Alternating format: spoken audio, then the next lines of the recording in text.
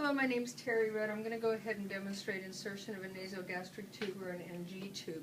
The purpose of an NG tube is to either help somebody with feeding, give medications, or sometimes we'll put an NG tube in to put the tube up to suction so that we can decompress the stomach and take the fluid out. Now I have a couple of different types of tubes here.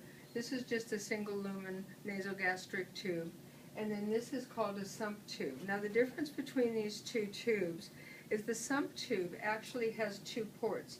It has an air port to allow gas to leave, and then it also has the general tube. Depending on what the physician orders, that's the type of tube that you would use. Now, prior to putting a nasogastric tube in, of course you're going to wash your hands, you're going to put on appropriate gloves. This is a clean procedure. It is not a sterile procedure. You're going to explain the procedure to the patient, and you want the patient sitting up as high as possible because the patient is actually going to do an attempt to actually swallow this tube. Prior to putting the tube in, we're going to get some tape ready, and we're going to get that tape ready in two ways. We're going to have a piece of tape to actually I'm going to have somebody help me with this, if you will, please, because that goes on. We're going to have a piece of tape to actually mark how far down the tube is going to go. And then we're going to have a second piece of tape which is going to secure the tube in place. There are also special taping, it's almost like a Band-Aid that you can put on, which is a nice secure device from that perspective. So I'm going to have the patient sitting up, I'm going to introduce myself, explain how the tube goes in. I'm going to get some sort of water-soluble lubricant, and I will use this as if it's water-soluble lubricant. And this is a clean procedure, so I can just pour this lubricant either on the paper towel, or what I usually like to do is on the inside of the package that the tube came in, I sometimes put the lubricant into that package. Now, what I'm going to do is I'm going to go ahead and measure the tube to make sure we're putting the tube in the right distance. And the way you measure, there's a little acronym called NEX, and you go from the nose to the ear to the xiphoid process. So I'm going to go from the tip of the nose to wherever their ear is, and then I'm going to come down to the xiphoid process, which is at the tip of the sternum. And for this particular person, it's going to go this far. I then am going to tape the tube at that location so I know how far to go. I then at that point am going to really goop up the tube, because remember, this tube's going to go pretty far. It's going to go pretty far.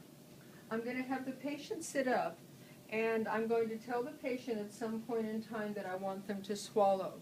Some people actually have the patient swallow water to swallow the tube. If they can swallow without the water, it's better, then they're not coughing and sputtering. So I'm going to go back to the back of the nose, and I'm going to tell the patient to please swallow, swallow. Good, very nice. Good job. Swallow, swallow. Good job. Excellent. Swallow, swallow, swallow. Good job. Good job. Now this is a beautiful mannequin because you can actually see it's in the stomach, but you're not going to be able to do that with the patient. And then I'm going to go ahead and take my tape, and I'm going to secure the tube in place by putting the tape on the nose, and then I'm going to take the tape and wrap it around the tube. Sometimes it's best to have adhesive tape because the plastic tape doesn't always do the best job. Now that the tube is in, I have to make sure that the tube is in the right place. And there's a couple of methods I can use for this. The absolute best method is X-ray. These tubes have a radio-opaque line, and on the X-ray they can see if the tube's in the right place. A second technique is to actually pull gastric contents and check for acidity. And if you don't have the ability to check with X-ray, the best way is to pull back and see if you have gastric contents. Gastric contents should look yellowish or green, but if they're getting some sort of enteral feeding, then it's going to be the color of the feeding mixed in with gastric contents. So I pull back until I can no longer pull back. So let's just say I pull back 35 milliliters. And if that's the case, I'm gently going to put it back in. But if I pull back and I keep getting fluid, I'm going to go ahead and keep pulling back, and I'm going to pour it into an emesis basin, and I'm going to keep pulling back, and I'm going to pour it into an emesis basin until I can no longer get any back. That's called residual. If there's over 100 milliliters residual, you need to notify the physician and see if the feeding can be, get a smaller amount of feeding or some sort of change to that order. Now let's say I pull back and I don't get anything, and that happens. You pull back real hard and you don't get anything. What you can do is you can actually take 20 milliliters. Could somebody hand me a stethoscope, please? Thank you. And what I'm going to do is I'm going to inject 20 milliliters of air, and I'm going to listen to the patient's left upper quadrant. This is where the stomach is. So I'm going to listen to the patient's left upper quadrant, and I'm going to inject this air rapidly. And I'm going to listen for a bloop. And if I hear a bloop at the stomach area, the tube is probably in the stomach. You cannot, however, use this technique for a gastrostomy tube.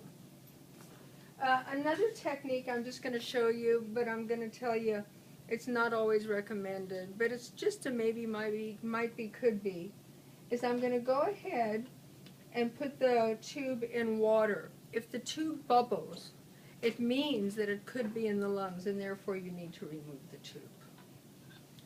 Nasogastric tubes should be secured to the gown or something so that it's not pulling. You should be checking for placement and residual anytime before giving medications and prior to the next feeding. The risk, of course, with too much residual is the person could vomit and aspirate. Persons with nasogastric tubes should always have the head of their bed up at least 30 degrees and up to 45 degrees, depending upon facility policy. Thank you.